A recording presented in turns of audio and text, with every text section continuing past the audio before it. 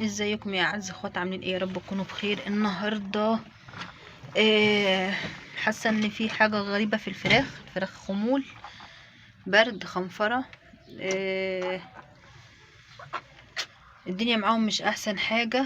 اول حاجه هبدأها، اتصلت طبعا بالبيطر اللي انا جايبه منه الفراخ، شرحت له الحاجه، قال لي على الحاله، قال لي على العلاج اللي هجيبه، بعت جبت العلاج. اول حاجه هعملها دلوقتي هنضف المكان تحتيهم. هفرش طبقه جير مطفي وطبقة علف ان شاء الله. اهو شايفين المنظر عامل ازاي؟ والله هما من امبارح على كده في خمول، وهما بياكلوا عادي يشربوا عادي، بس حسبوا خمول ببرد. شايفين طبعا، سامعين اهو. هظبط الارض تحتهم وهنشوف مع بعض، هوريكم العلاج اللي جبته وهنشوف ان شاء الله نعالجهم وربنا يسهل ويبقوا ايه احسن من اول باذن الله. هحط العلاج، شايفين عامله ازاي فرخه باذن الله، ونشوف الدنيا فيها ايه، ربنا يسهل وارجع لكم. هفرش الارض، هظبطها وارجع لكم تاني. رشيت طبقه جيره اهي عشان تمتص الامونيا اللي في المكان، متخليش حاجه. وهبدا معاكم دلوقتي ارش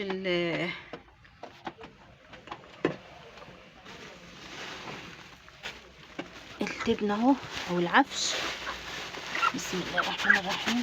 طبعا انا بايدي بالراحه خالص علشان ما اعفرش عليهم، لان هم برد وتنفسي، هم بردوا مني.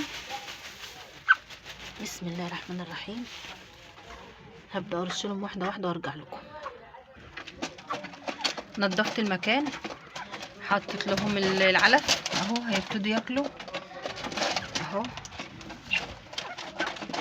ما شاء الله، اللهم بارك، الله اكبر، ما شاء الله.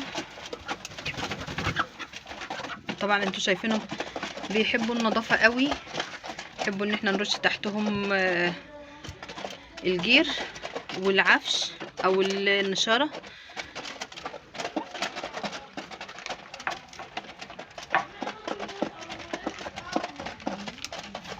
هوريكم العلاج اللي انا جايباه، ثواني. بسم الله الرحمن الرحيم. العلاج عباره عن ايه؟ ده غسيل كلوي اهو، ده غسيل كلوي مهم جدا بعد اي علاج بياخدوه، من فتره للتانيه بنديهولهم اصلا اهو. ده غسيل كلوي، ده قال لي هياخدوه من المغرب يباتوا عليه للصبح. معلقه على سقايه 2 لتر، معلقه على سقايه 2 لتر لحد الصبح. طبعا انا عشان بحط سقايه 4 لتر هحط لهم ايه، معلقتين من ده ان اكس اهو. احنا الاول خالص هنبدا بايه؟ هنبدا بالسرنجه دي حاجه مستورده، ريحتها نعناع على فكره، قلل للبرد. ده مضاد جدا بتاع، ده علاج مطهر للبرد، حلو جدا اهو. دي 5 سنتي، قال منهم سنتي واحد على برضو سقايه 2 لتر، سنتي على سقايه 2 لتر. وده تنفسي، ده برضو حلو اهو، دوكسينال اهو. العلاج ده عامل 100 جنيه لاستعمال علاج امراض عدوى الجهاز التنفسي عشان البرد الناجم عن الميكوبلازما.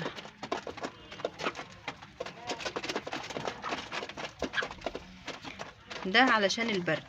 انا كده هبدأ معاه، ده هنحطه من العصر للمغرب، وده هحطه من الوقت، هحطه دلوقتي لحد العصر. هحط سنتي على السقايه ال 2 لتر، سنتي على السقايه ال 2 لتر، وان شاء الله نشوف الدنيا معانا ايه كده. انا مش ونشوف ربنا يسهل. شايفين الفرخه قاعده عامله ازاي؟ انا قلت له عايزه حاجه اللي هم كمشانين مش بياكلوا كويس. كل ده من الجهاز التنفسي، كل ده من الجهاز التنفسي. وطبعا هم خدوا مني انا برد، انا عارفه ان هم خدوا مني برد. واقفين اهم. طبعا احنا لازم نشوف بقى الدنيا دي هتمشي معانا ازاي، مش هنقعد كده نتفرج عليهم، كان لازم اتحرك.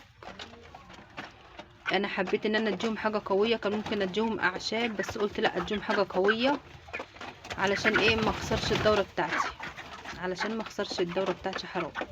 دلوقتي هنشوف هنديهم ايه وهحط لهم ايه وارجع لكم باذن الله.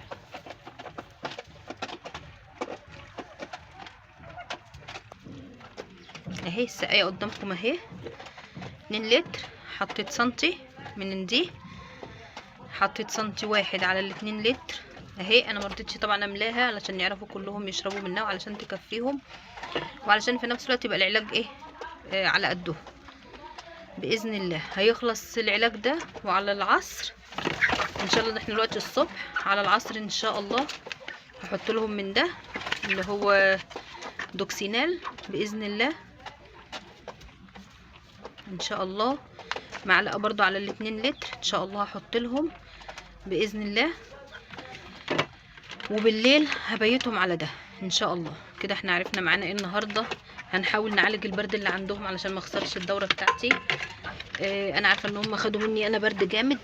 العلاج على فكره ريحته نعناع قوي قوي قوي، اللي هي الحقنه اللي هو مديهاني دي ريحتها نعناع.